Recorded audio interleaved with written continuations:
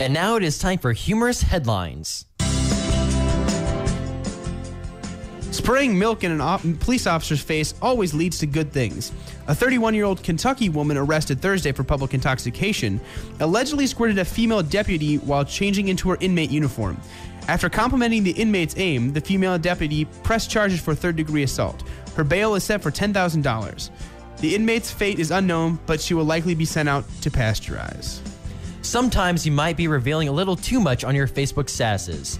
The Israeli military was forced to cancel a raid on a Palestine territory in the West Bank because an Israeli soldier posted details about their plans on the social networking site Facebook ahead of time. Friends of the soldier alerted military officials of the post. Top military officials were shocked they were not aware of the posting.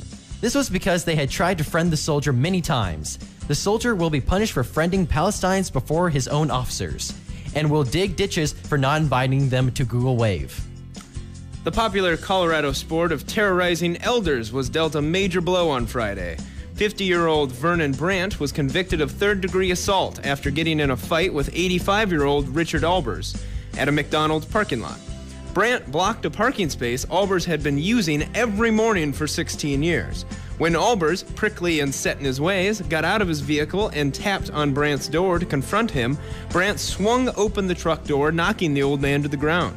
The men had disputed over the spot before.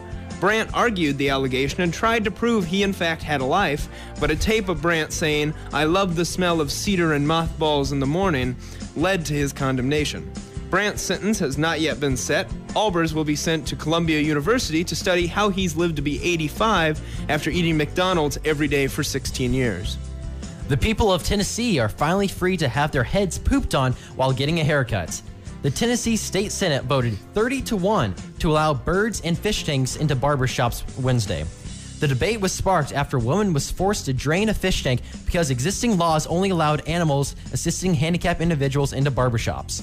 The one vote against the bill was cast by Senator Fluffy Kibitz of Memphis, who tried to attach an amendment that required all birds and fish that had previously broken the law to be imprisoned in his carpeted tree.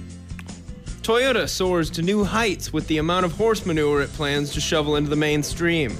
A completely random and anonymous tipster contacted the National Highway Traffic Safety Administration to tell them Toyota cars use unusual software that might be affected by the sunlight. The radiation given off by the sun theoretically causes short circuits and glitches, akin to the problems found in airplane navigation systems.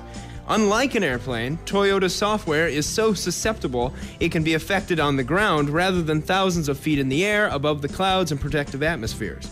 Federal regulators will consider devising a test to check Toyota's radiation immunity. It's called a lie detector. The top song downloaded was Break Your Heart by Tayo Cruz. The top box office movie was Alice in Wonderland with a total of $200 million earned so far. The University of Northern Iowa stunned number one overall seed Kansas in an upset and in the second round of the NCAA tournament. And your weather for today is a high of 56, low of 31, and the rest of the week is going to be upper 50s, and that's about it. So let's keep the show moving here, and we're going to talk about, where'd it go? There it is. Toyota. Shareholders of Japanese auto giant Toyota have filed a class action lawsuit against the company, claiming they were deliberately misled about Toyota's recent recalls. They claim Toyota's management purposely did not tell investors the depth of the product recalls and caused them to lose money. So, what do you guys think? Do you think that this is a legitimate lawsuit? Absolutely. I think that they have every right to argue against them because Toyota knowingly did this. I mean, we have there's evidence in emails and certain other documents from within the company that say, oh, we just saved hundreds of thousands of dollars by not recalling these certain cars, and we're just going to let them go because we think it'll be okay. I think they have every right. Absolutely. The Toyota lied to their stockholders, and they should be sued for it. Well, I don't know. I don't think I agree. I don't think that they deliberately misled them. I think that there was by not recalling a car is not misleading them. The misleading they're talking about is that they said when they started recalling the cars, they said that, oh, this is just a tiny little, floor mat glitch, that caused by the sun. That was speculation, not actually from Toyota. I know. But the point is their lawsuit alleges that Toyota deliberately misled them in the sense that when they recalled the products that they said it was just a small quick fix when it was actually something bigger than that. And there's no evidence to support that yet. Just by not recalling a car because it's cheaper to just fix it is not the same as misleading them because of the recalls, if that makes any sense. It does, but I still say they had knowledge of wrongdoing, and they do have at least a basis for a case against Toyota. Right. I think Toyota tried to mislead the stockholders so there wouldn't be just a runaway with the stock, just making Toyota stock plummet. Okay, well, here's a little bit of information that might change your opinion. Stock prices on the first day of the recall of the floor mats of the Prius, so this is the very first recall, October 5th, 2009, were over $75 per share, right, for Toyota. They rose up to $90 in January, and just earlier this month, $79.84. Nobody lost any money. Why is there a lawsuit?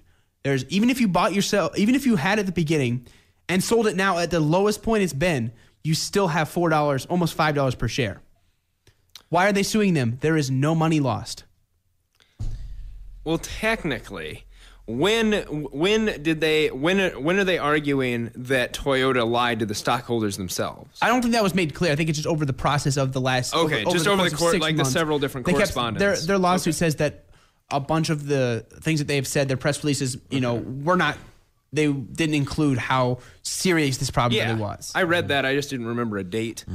But I just gave you the date over the time. So it started at 75 when the first recall was actually made. So when you'd expect to see the stocks dip.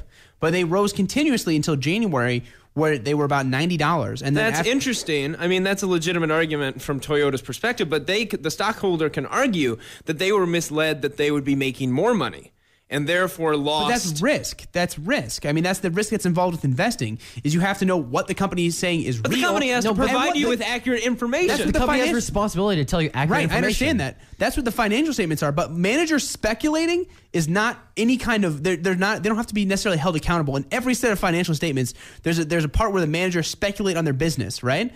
It's usually about a page or two. Yeah. They speculate on their business for the next year. That's like best case scenario stuff. So that doesn't have to be accurate. The only thing that has to be accurate are the actual numbers. So by saying our product we only think it's this little tiny problem, you don't need to worry about it, that's their own opinion. That they don't have to say, they don't have to be necessarily held that accountable. Do you have the stock numbers from before that? Because were they? I can look it up if you guys want to keep talking. Well, no, we won't. It's really quick. We won't do that. Let's move on to our next topic.